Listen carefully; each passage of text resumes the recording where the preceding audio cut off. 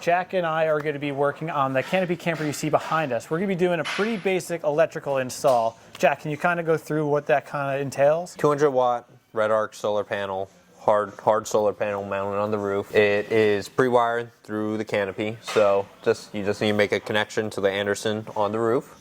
So we have our basic panel that we've modified to accept the solar, so it's a little more than a basic panel, but it's still relatively simple that anyone can do. With the solar arrays, there's a couple different options you can do for building out your camper. The more common ones is you have a panel on the top, just wire to the top, wires come down, and then you're going to need to go to a controller. What we've added is the BCDC on the back of this board. So we've hard mounted it here, and we've kind of got our wire set up for what this particular customer needs. The power coming in from the truck battery going to the BCDC. So the alternator would recharge, sending that to the BCDC to recharge your house battery. We have the feed for the auxiliary switch. And then this is our brake light trigger wire. We need to run that because we need to be able to have that go up there. We're going to have grounds coming out, and we're going to have from the auxiliary battery to the BCDC. So when the BCDC sends out its charging voltage to the house battery, we're going to have another whip that we have yet to install that will lead to there. Let's start installing. Sure. This will be the charge plug going to the house battery.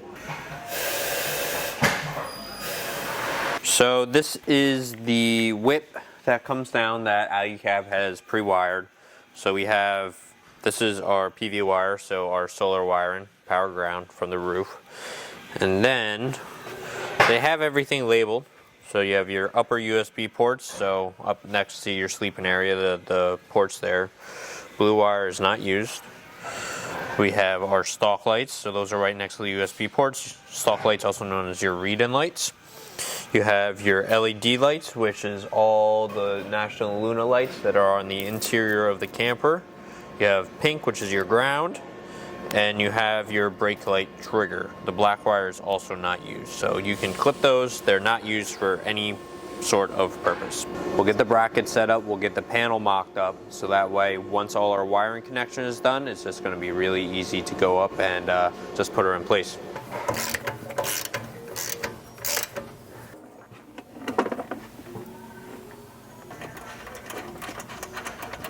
The brackets are in the right place.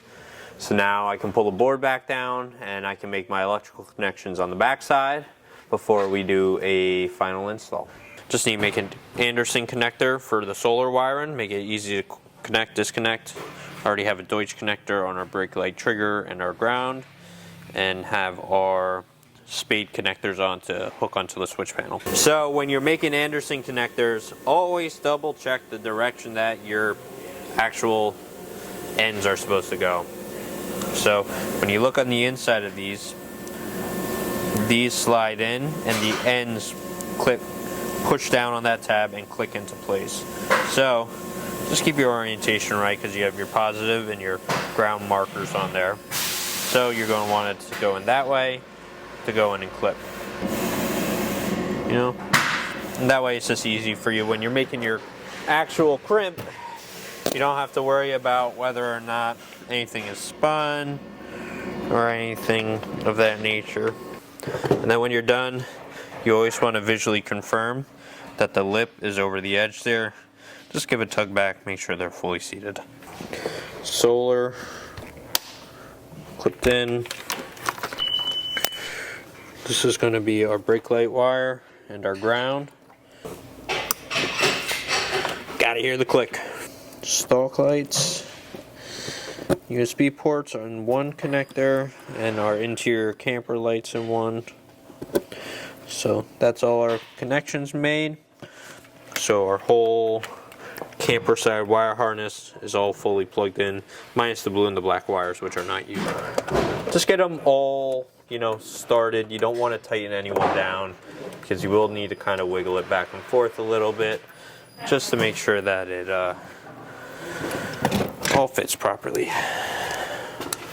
So we still have left, we have to run all the wiring from the truck side battery back to the BCDC, and confirm everything works. So there's still a little bit more work to go, but this is the big bulk of it.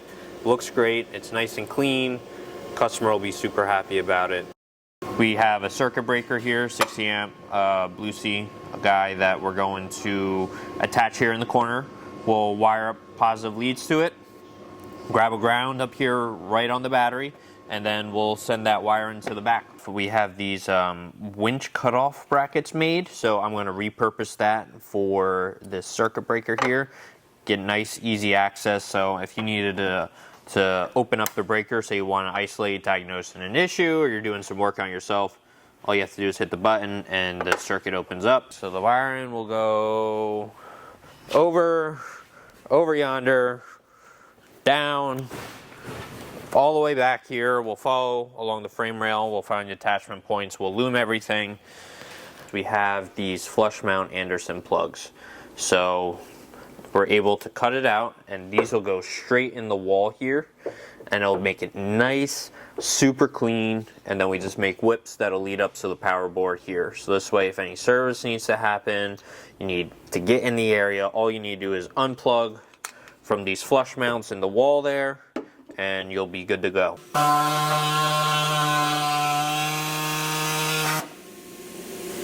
There's our flush mount Anderson connectors. So for a preliminary, that's it for now. Now we can start prepping all our cables.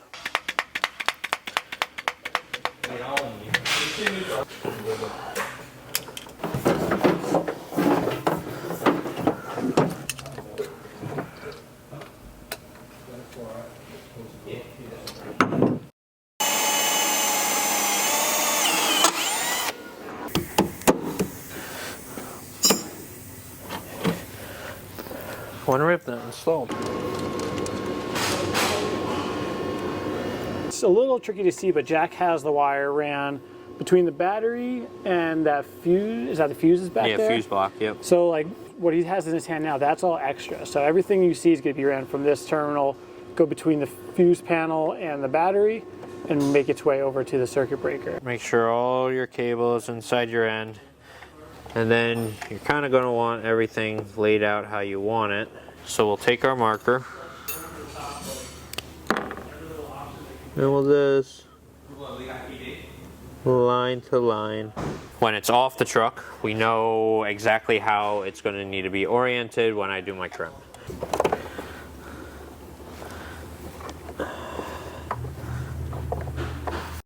We're just looming the wire that runs to the front to the truck side, the alternating charging wire. So just looming that up so it's nice, it's protected as it runs underneath the vehicle. So where do you typically run this, Jack? You run it wherever you can find decent attachment points for pre-existing wires and any kind of hardware that runs along the length of the truck. Generally get your wire run and then go back to the back where you have a constant tension and permanently attach everything so that at the end you know exactly how long the wires are. If you put zip ties on your vehicle, cut them flush or I'm going to find you. You got them? Yep. Okay, pull on up. Yeah, I'm going to follow the firewall. She'll go something like that. Just like that. Just like that. And then clap. Transition to it being done. Yeah.